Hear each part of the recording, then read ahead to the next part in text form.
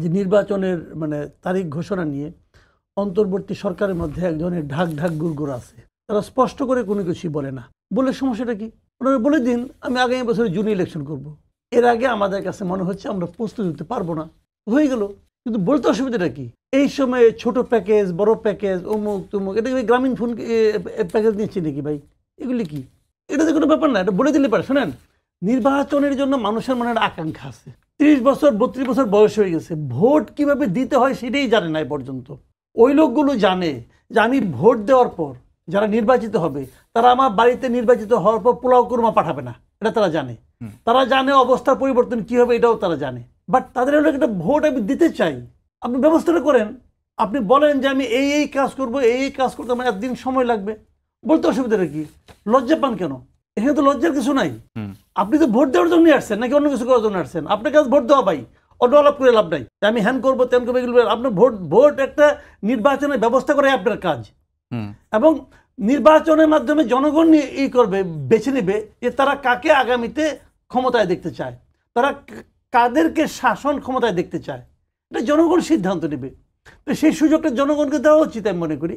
এবং এই ক্ষেত্রে আমি দেখেছি যে এর মধ্যে মনে করেন অনেক উপদেষ্টা আছেন, তারা ইলেকশনের কথা বললেই মন খারাপ করে ফেলান শুরুর থেকেই। মানে তারা যত বেশি থাকতে পারি, মানে লটারিতে পাওয়া একটা পদ পাইছি, কোনো যোগ্যতা ছাড়াই তো পদ পাইছে অনেক।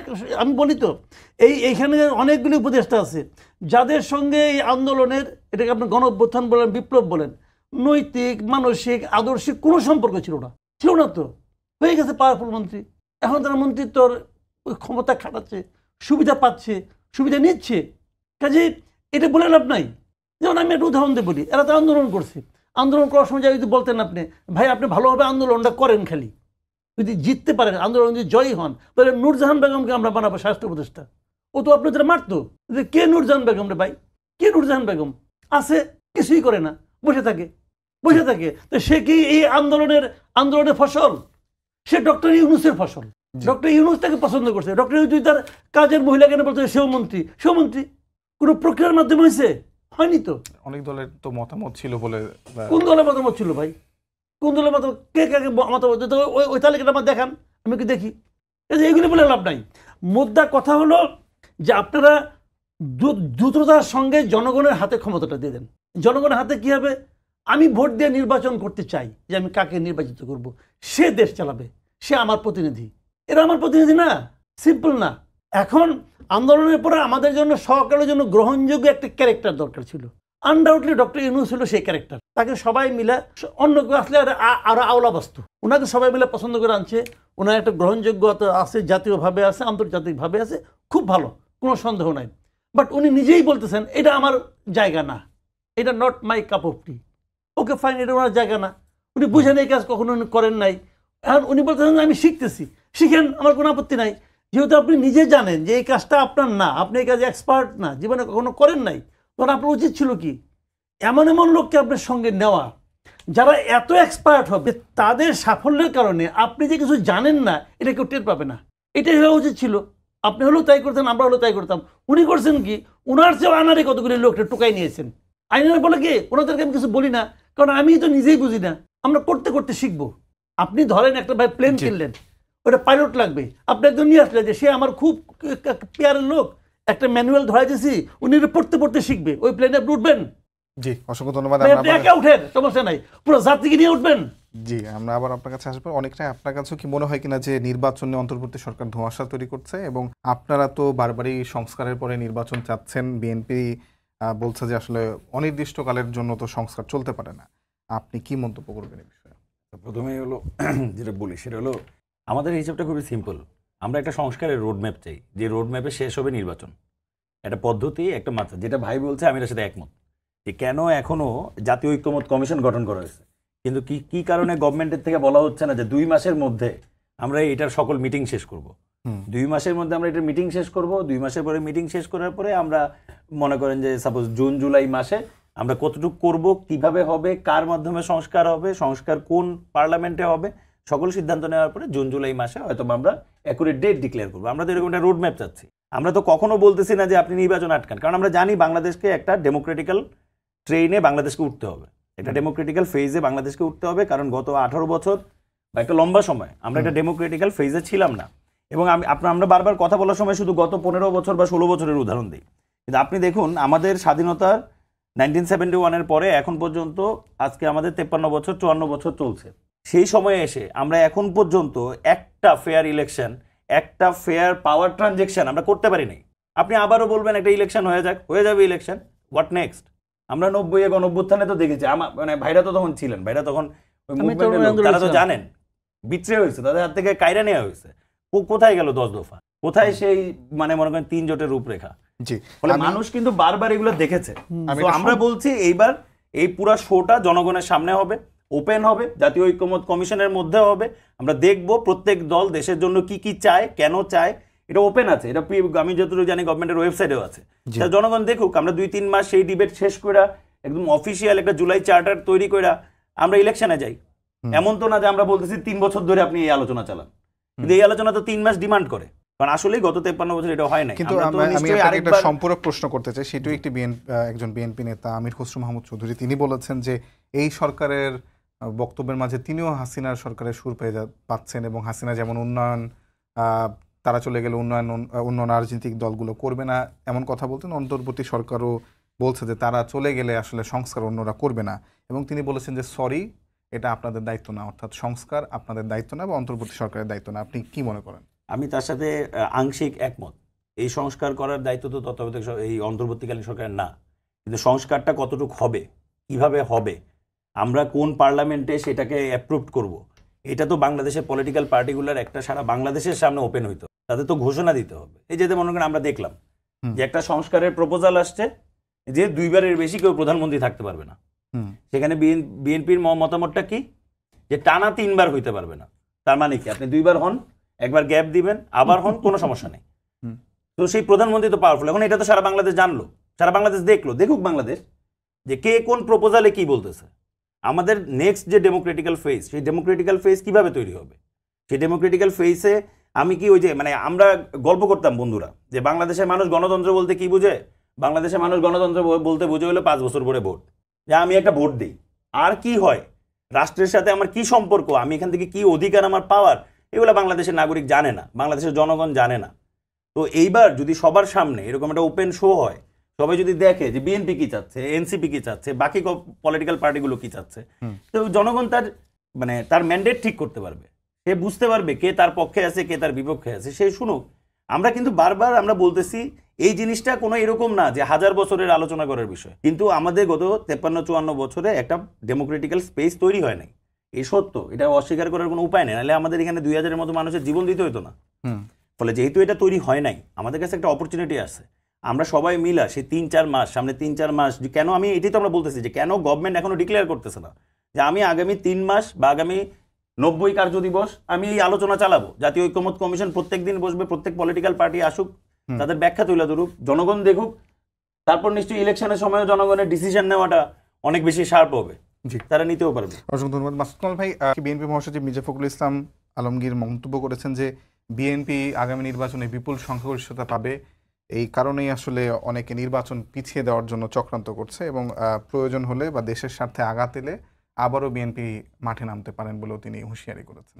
না, উনি বলবেন যে পাবে, ভোট হয়ে গেছে, ভোট তো হয় না রে ভাই, আগে কেমন কিরকম হয়, জ্যোতিষ নাকি, এত সবাই পাবে, যে কেউ আশা করতে পারে। যারা ইলেকশন করবে তারা কি হারার জন্য ইলেকশন করবে? তারা তো জেতার জন্য করবে, সবাই পেতে পারে। দেখেন, আমার অভিজ্ঞতা তো আছে মোটামুটি। আমি 91 এই ইলেকশনটা আমি দেখছি, কারণ আমি ঢাকা শহরে, তখন আমি সাংবাদিকতা করি 91 সালে। আওয়ামী লীগ যে জিতবে এতে কারো কোনো সন্দেহ নাই, কে কোন পোর্টফোলিও নিবে এটাও ঠিক হয়ে গেছে।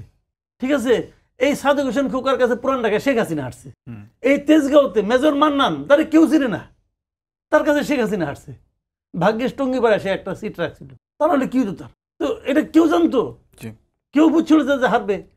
কাজে মানুষ কি চায়, ভোটটা ভাই যতই পাত্তা না দেন না কেন, আমি তো মনে করি যে যদি ঠিকঠাক মতো ভোট, শেখ হাসিনা সবচেয়ে ভয় পাইতো ভোটকে, এই জন্য সে ভোটটাকে শেষ করে দিয়েছিল।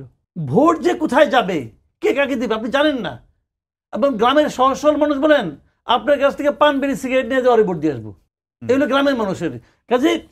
আগে উনি পট করে বলেন কেন? অতি আত্মবিশ্বাস ভালো না? জি, কিন্তু এটা গ্রামে ওনাকে আমি রিকোয়েস্ট করবো, একটু মাঠ পর্যায়ে খবর নেন না ভাই, মাঠ পর্যায়ে কিন্তু অবস্থা ভালো না, মাঠ পর্যায়ে খবর আমি পাই, এত ভালো না মাঠ পর্যায়ের অবস্থা। চাঁদাবাজি, যে অবাধ চাঁদাবাজি চলছে সারা দেশে এখন, এবং সেই চাঁদাবাজির 80% চাঁদাবাজির জন্য লোকে দায়ী করে লোকে বিএনপির প্রলোভনকে, যার কাছ থেকে চাঁদা নিছে, যার যে দেখতেছে চাঁদাবাজি হচ্ছে সে বিএনপির ভোট দেবে? এত সোজা না দুনিয়াটা। কাজেই এত চট করে মন্তব্য করতে আমি না করবো। ওনার মতো একজন সিনিয়র পলিটিশিয়ান উনি এত চট করে বলে ফেলার আগে আমি জিতবো, হ্যাঁ হয়তো অন্য কেউ মনে করতে পারে, হয়তো ওনারাও মনে করতে পারেন ওনারা জিতবেন, এই জন্য পেছায় দেওয়ার চেষ্টা হচ্ছে। অনেকে তো ভাবছে আমি এখন মাঠ গুছাইতে পারি নাই, আর একটু সময় পেলে ভালো মতো গুছাবো, এটা যার যার স্ট্র্যাটেজি। কিন্তু যারা এগুলো ভাবছে তাদের কি নির্বাচন পিছিয়ে দেওয়ার ক্ষমতা আছে?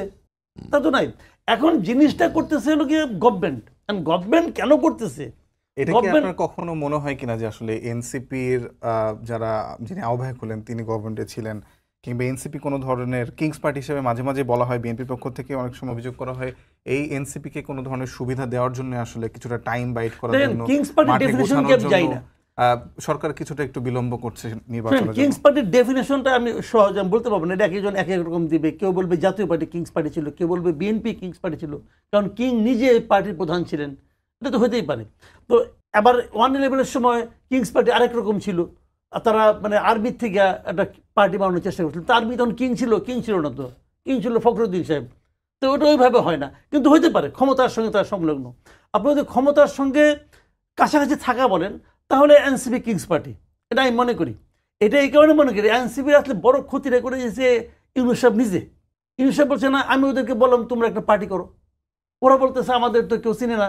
আমি তাদের বললাম ওদেরকে বললাম তোমাদের দেশের সমস্ত লোক চিনে, তারা পার্টি করতেছে। সবচেয়ে বড় ড্যামেজটা এনসিপি করে দিয়েছে ইউনূস সাহেব নিজে। এই কথা বলার মাধ্যমে উনি প্রমাণ করে দিয়েছেন এটা তার পার্টি, উনি প্রমাণ করছেন।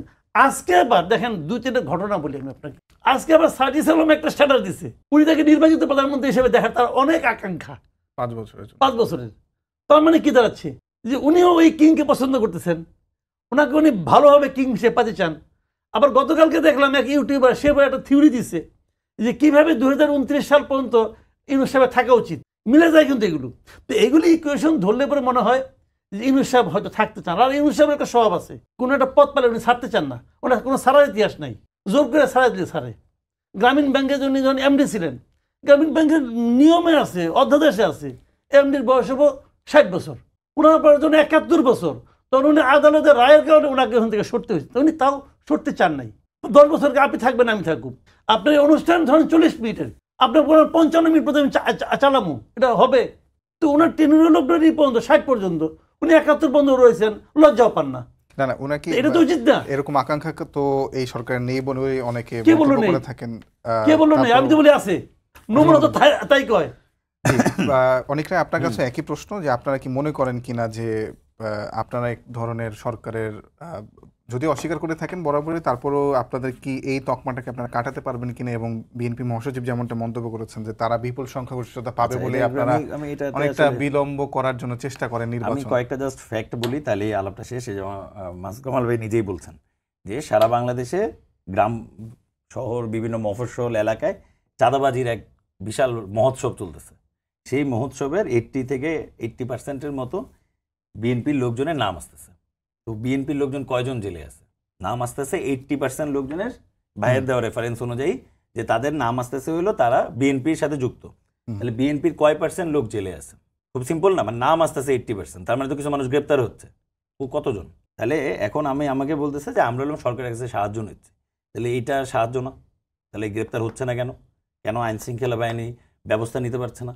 এই প্রশ্নটাও তো সাথে সাথে আসে, কেন নিতে পারছে না? আবার একই সাথে আপনি দেখেন, সেকেন্ড হইল স্থানীয় সরকার নির্বাচন হতে পারবে না, হবেই না, ঠিক আছে? এবং গ্রাম থেকে শুরু করেন, আমার বাড়ি শাল্লায়, সুনামগঞ্জে। আমি সুনামগঞ্জে অনেকদিন ধরে আমরা সাংগঠনিক সফরের মধ্যে ছিলাম। এই এলাকাগুলোর মধ্যে মনে করেন একটা ডেথ সার্টিফিকেট, একটা বার্থ সার্টিফিকেট বা খুবই সিম্পল যেগুলো উপজেলা পরিষদের কাজ, সেগুলো সময় লেগে যেতেছে। মানে খুব সিম্পল জিনিস। তো আপনি সেখানে একটা নির্বাচন যদি হয়, সেই নির্বাচন তো সবার জন্যই ভালো। BNP most popular party, BNP জিতবে, তাহলে ইলেকশন হোক, মানুষের এই জায়গাটায় সমস্যা নেই, মিটুক। বিএনপি কিন্তু সেটার সাথে রাজি না। কিন্তু একই সাথে কালকে কিন্তু কোর্টের রায়ে যখন মেয়র নির্বাচিত হয়ে গেলেন, দেখেন ঠিক 5ই অগাস্টের পর চট্টগ্রামের মেয়র হইল বিএনপি আমার মনে হয় না বেশি দিন মানে তফাৎ ছিল। আবার কালকে আমরা দেখলাম আমাদের ইশরাক ভাই তিনি মানে মেয়র হিসেবে দায়িত্ব নিচ্ছে। এখন পর্যন্ত তো ডিনায়াল মনে হয় বিএনপির পক্ষ থেকে আসে নাই, বা ডিনাই তো করে নাই যে আমরা দায়িত্ব নিচ্ছি না, আমি যতটুকু জানি তার মানে নিচ্ছে। তাহলে মানে সরকারের সুবিধাটা আসলে কার দিকে যাচ্ছে, কার ফেভারে যাচ্ছে? এখন আমরা যেটা বলতেছি, আমার যেটা মনে হয় আমাদের আগের জেনারেশনের লিডারশিপের কাছে, তারা আসলে ঠিক পুরানো ধাঁচেই আসলে আলাপগুলো করতে চায়, যে মঞ্চে একটা খুব তেজ বক্তব্য দিয়া, এবং ওইটাতে হয় কি মাঝে মধ্যে দেখা যায় আমরা যারা আমরাও আসলে প্রভাবিত হই, আমরাও অনেকটা ওদের মতো আচরণ করার চেষ্টা করি। কিন্তু আমরা বলতেছি আমরা একটু ডিফারেন্ট প্লে করতে চাই, আমরা টেবিল টকে আসতে চাই, আমরা আলোচনায় আসতে চাই, সারা বাংলাদেশের কাছে আলোচনা হবে, লাইভ টেলিকাস্ট হবে। সমস্যা কি? বাংলাদেশের প্রত্যেকটা টেলিভিশন চ্যানেল লাইভ হবে যে আমাদের জাতীয় ঐক্যমত্য কমিশনে কি মিটিং হইতেছে, রেকর্ডেড থাকবে, কে কোন পক্ষে পজিশন নিতেছে, কেন পজিশন নিতেছে। তো আপনি স্মার্ট ডিল করেন, আমরা সামনের দিনের ডিলটা করি। সামনের দিনের টেবিল টকের আয়োজনটা কিভাবে হবে, ডেমোক্রেটিক্যাল স্পেসটা কি দিয়ে তৈরি হবে সেটা তৈরি করি। মঞ্চে মঞ্চে উত্তেজনাকর বক্তব্য, আমরা এটা আবার রাজপথে নামতে হবে কেন? এখানে তো টেবিল ওপেন। তো যেখানে টেবিল ওপেন সেখানে আমরা টেবিলে বসি, আমরা আলোচনা করি, আলোচনার মাধ্যমে একটা সমাধান বা একটা জায়গায় তৈরি করি, জনগণ আরো শার্প হোক, জনগণ আরো ভালো মতো দেখুক। অসংখ্য ধন্যবাদ। মাসুদ কামাল ভাই, নাহিদ ইসলাম এনসিপির যিনি আহ্বায়ক, তিনি বলেছেন যে 90-এর সময় আমরা দেখেছি যে অভ্যুত্থান পরবর্তী সময়ে সংস্কারের জন্য সরকার রাজি হলেও সেই সময় তিন জোটের যে রূপরেখা ছিল সেটা অনুযায়ী সংস্কারের জন্য রাজি হলো, পরে সেটি আসলে সরকার বাস্তবায়ন করেনি। এবার তারা আসলে কোনো ধরনের সুযোগ এই সরকারের হাতে ছাড়তে চায় না, বরং অন্তর্বর্তী সরকারের আমলেই এই সংস্কারগুলো শেষ করতে চায়। আপনার আসলে এই বিষয়ে কোনো মন্তব্য আছে কিনা? না, ব্যাপারটা আমি বলি না, এটা নাহিদ ইসলাম বলছে, এটা তার সদিচ্ছা থেকে বলছেন। যদি মানতে না চায় ভাই, আপনি কি করবেন? সবচেয়ে দেশের জন্য সবচেয়ে বড় দলিল কোনটা হবে? সংবিধান। সংবিধান মানা হচ্ছে, মানলাম না, আপনি কি করবেন? মানলাম না, আপনি কিছু করতে পারবেন? সংবিধানে লেখা আছে এই ধারা বদলানো যাবে না, লেখা নিয়েছিল শেখ হাসিনা তার মতো করে লেখা নিয়েছিল। ওই লেখার কোনো মূল্য আছে? কোনো মূল্য বলাই তো আছে। সংবিধান কিভাবে সংস্কার করতে হবে সেটাও সংবিধানের মধ্যে বলা আছে, কোনো মূল্য আছে কথা। আপনি একে সংস্কার করলেন। দেখেন, আমি একটা বেসিক কথা বলি আপনাকে, এটা বললে অনেকে আবার আটকে ওঠে এই কারণে। সংস্কারটা কে করবে? যে প্রথমে আপনি বলেন না সংস্কারটা কে করবে? সংস্কারটা যে সংস্কার করতে পারবে, পারার যোগ্যতা রাখে, সে করবে, সেই তো করবে। এখন যে সংস্কার কমিটিগুলি হয়েছে এগুলি কি আপনি তো মার্ক? আমি তো তাই মনে করি না। আমি তো মনে করি এই সংস্কার কমিশনগুলো ভালো হয় নাই। এই কমিশনগুলো উচিত ছিল, আমার বিবেচনায় উচিত ছিল শুরুতেই পলিটিক্যাল পার্টির প্রতিনিধিদের এখানে ঢোকানো। জি, সেটা তো চেষ্টা করা হয়েছিল, রাজি হয়। চেষ্টা করা হয় নাই। কে বললো চেষ্টা করা হয়েছিল? আসিফ মাহমুদ তার বইয়ে সংস্কার কমিশনে ঢোকানো। আমি বলছি সংস্কার কমিশনে পলিটিক্যাল পার্টি লিডারদের ঢোকানো উচিত ছিল, মানে প্রত্যেক পার্টি থেকে প্রতিনিধি নেওয়া উচিত। নিলে কি হতো, এই এখন আর ঐক্যমত্য নিয়ে এত সময় ক্ষেপণ হতো না। এখন যে হচ্ছে এটা তো একটা তারে হচ্ছে। নিয়ে আসতে হবে বিদেশি লোককে, আলী রিয়াজ শাহ আমেরিকান নাগরিক ভাই, নিয়ে আসছে কামাল আহমেদ আমেরিকান নাগরিক। তো এইগুলি দিয়ে এগুলি কি আমাদের জাতি হিসেবে আমাদের অপমান করা ছাড়া আর কিছু? আমাদের এখানে কোনো সংবিধান বিশেষজ্ঞ নাই? এই আমেরিকান আলী রিয়াজ এসে আমাদের ঠিক করে দেবো? এটা হয় রে ভাই। আমি মানি না তো এগুলো, আমার কাছে এগুলো আপনার মাক পড়া হয় না। সে যা করতেছে এগুলো যেমন পছন্দ হয় না। ধর্ম নিরপেক্ষতা বাতিল সংবিধান থেকে, আবার রাষ্ট্র ধর্ম আছে। তো এটা তো ইয়ার কি রে ভাই? আপনি ধর্ম শব্দটা রেখেন না, কোনো সমস্যা নাই। এইগুলি যেগুলো হচ্ছে এখন এরা সংস্কার করতে পারবে, তাদের সে যোগ্যতা আছে। এনজিওদের করা সংস্কার, বিদেশিদের করা সংস্কার আমাদের এসব পলিটিক্যাল পার্টিগুলো মানবে, তাদেরও তো ইগো আছে না?